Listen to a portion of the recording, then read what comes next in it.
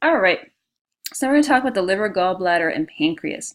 And basically, we're talking about these guys right now because, again, we just talked about the stomach, and the liver, gallbladder, and pancreas are going to empty their secretions into duodenum, this first part of the small intestine, right after the stomach.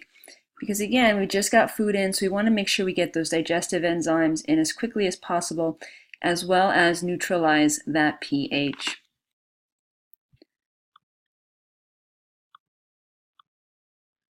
All right, so let's take a look at the anatomy of the liver and gallbladder.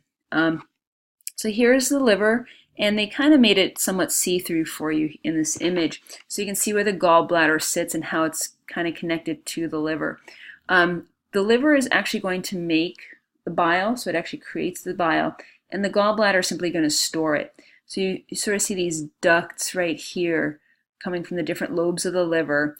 And basically, the bile is going to come down these ducts, down that common hepatic duct, into the cystic duct, and it gets stored in the gallbladder.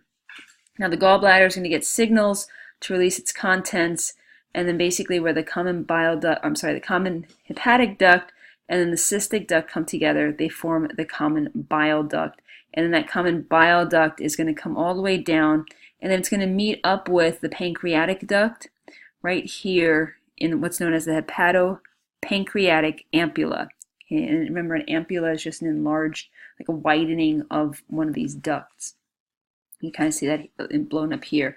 So here's a common bile duct, here's the pancreatic duct, here's the hepatopancreatic ampulla where they come together, and then basically the common, the mixing of both their secretions are going to be emptied into the duodenum.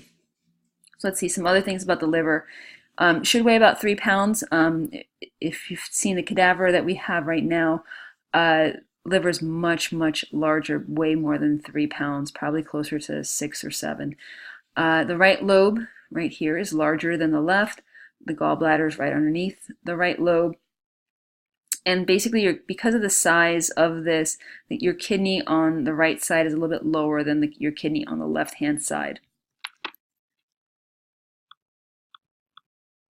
Oops. All right, so here it is again, just the ducts of the gallbladder, liver, and the pancreas. Again, the right hepatic duct, left hepatic duct come together from the common hepatic duct.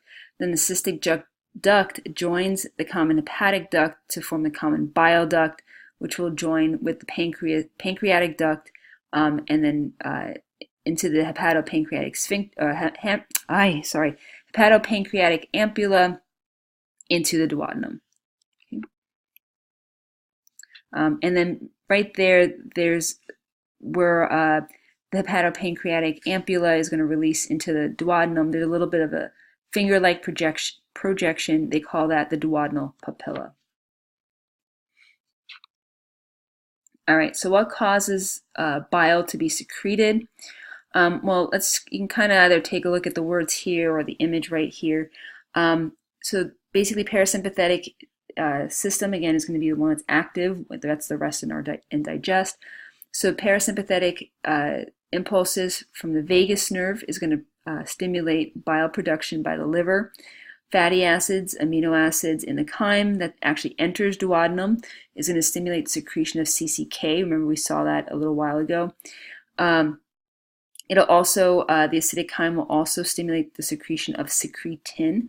So basically, the CCK is going to cause contraction of the gallbladder. You can see the secretion of pancreatic enzymes, and it causes that hepatopancreatic sphincter to relax, and it also sends signals to the brain telling you, oh, I'm starting to feel full. Okay. Secretin is also going to work very similarly in that it's going to stimulate all the ducts to secrete more bicarbonate, and it also slows that gastric activity. And that bicarbonate is going to help neutralize those stomach acids. And remember that gastrin we talked about when we talked about the stomach. It also will weakly stimulate gallbladder contractions as well as increase pancreatic enzyme stimulation. Sometimes, and this is up to you, I like this image because to me it's a little bit easier to visualize how things are working together. But if you like the words up here, it's basically the same thing. All right. Basically the way that bile is composed, you're basically about a quart of bile is produced by the liver every day. Yellow greenish in color, has a pH of 7.6 to 8.6. Again, it's more basic to help neutralize those stomach acids. You can see here the hepatocytes are producing bile, and then it's basically flowing into this bile duct. It's basically how that's being made. It's made up of water and cholesterol predominantly, so your body actually uses cholesterol. And then bile, and there's some bile salts, and this is basically sodium and potassium salts of bile acid. And then remember, this is where that bilirubin from the hemoglobin breakdown goes, and that's what gives it sort of its yellow greenish color.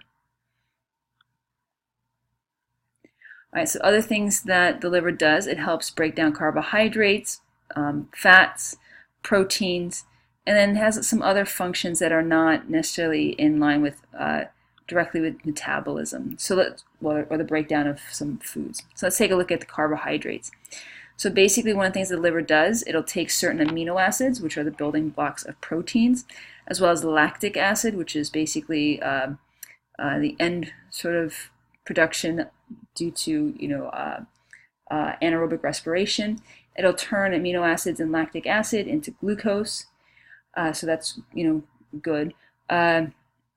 Well, I don't know about good, but it's a way, like if you're starving or need sugar, because like your brain functions on sugar, you need the glucose to produce ATP. It can take amino acids and lactic acid and turn that into glucose. Okay. It can turn glycogen into glucose. Remember, glucose is stored as glycogen. It's like a longer molecule.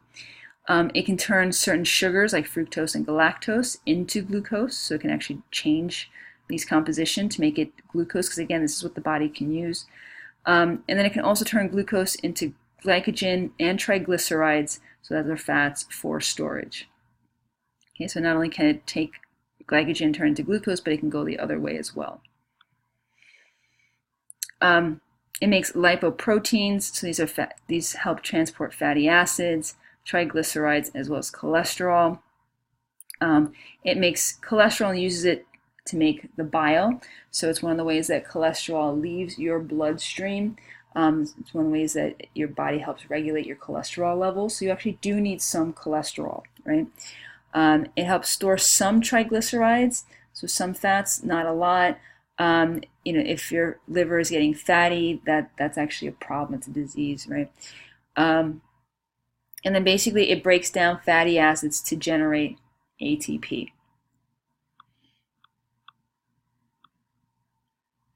Right? It also helps break down proteins. One of the things that it does is it removes, you can see it's the amino group from amino acids, so they can be used for ATP production, or the amino acids can be converted into carbohydrates or fats.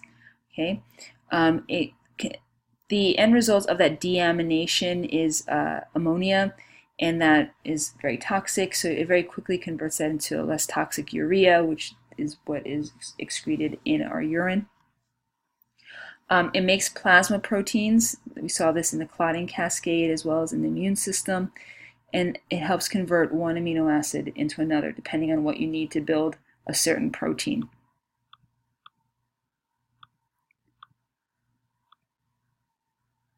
Other things that it does, it helps detox your blood. I think we all know that. It also helps remove excess hormones like thyroid, excess thyroid, estrogen hormones. Helps remove the waste products, right, and like red blood cell production, or red blood cell breakdown, I should say. It releases bile salts, which helps digest foods by emulsification. And what emulsification basically is, it's a mechanical digestion of fats. So again, all you're doing when you're emulsifying them is breaking them down into smaller pieces. Bile salts mechanically break down fats. It's not a chemical process. It helps store fat-soluble vitamins, stores iron and copper. Again, helps break down old red blood cells, and even it'll break down bacteria. It's also going to activate vitamin D, which is going to be important in calcium absorption, right? The active form of vitamin D is that calcitriol. Okay. What can go wrong? I'm sure we've all heard of gallstones. So here are a couple of images of some very severe cases of gallstones. Um, Scientists aren't exactly sure, doctors aren't exactly sure what triggers gallstone formation. There does seem to be a hereditary component to it. Um, so again, they don't exactly know why, like why some people get them, some other people don't. But you can kind of get an idea of what that is. It's basically all that bile, and it kind of becomes a sediment. It starts forming these little, I don't know, stones, these little balls. Very painful. You ever had someone that's tried passing a gallstone? It's very painful. All right, so in this image, you're seeing a liver with cirrhosis here.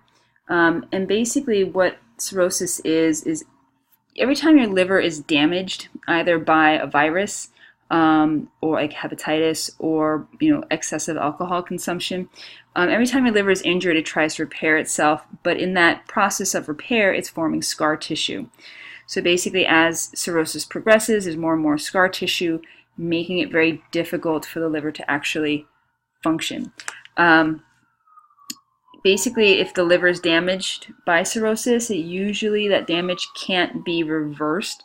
However, if it's diagnosed very early on and the cause is treated, so either the virus is managed or you stop drinking, I guess, further damage usually is limited, right? And ever so often it does reverse itself, but that's fairly rare. Usually if there's some very excessive scarring of the liver, like you're seeing in this image here, that's pretty much it. Okay, so again, here's like a real life image of a liver with cirrhosis.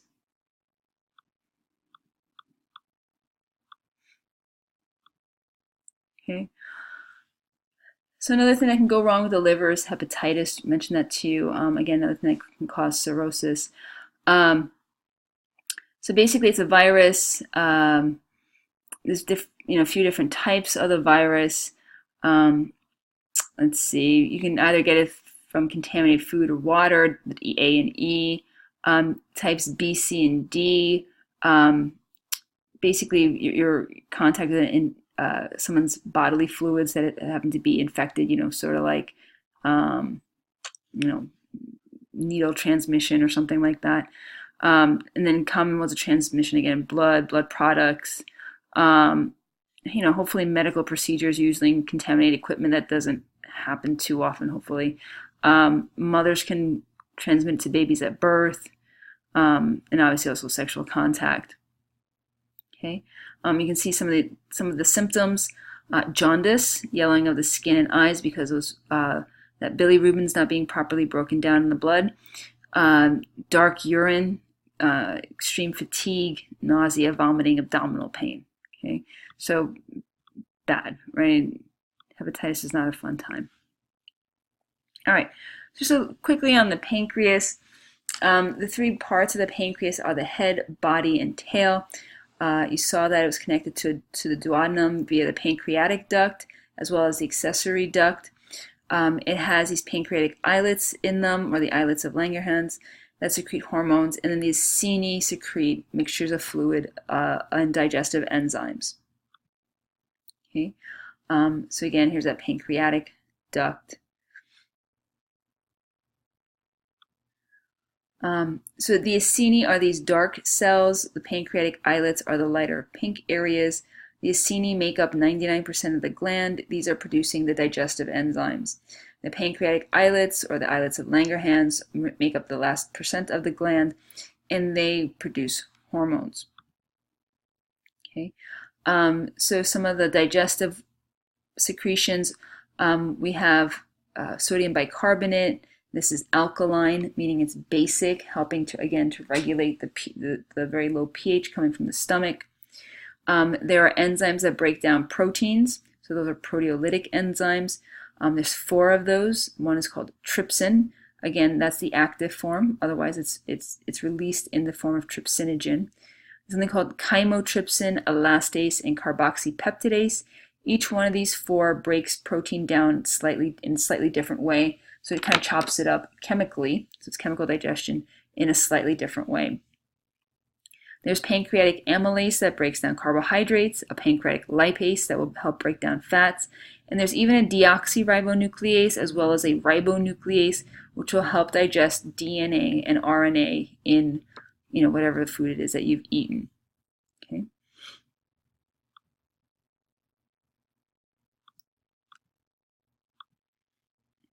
All right. Does that make sense to everybody? Please let me know if you have any questions, and then we'll continue on to the small intestine.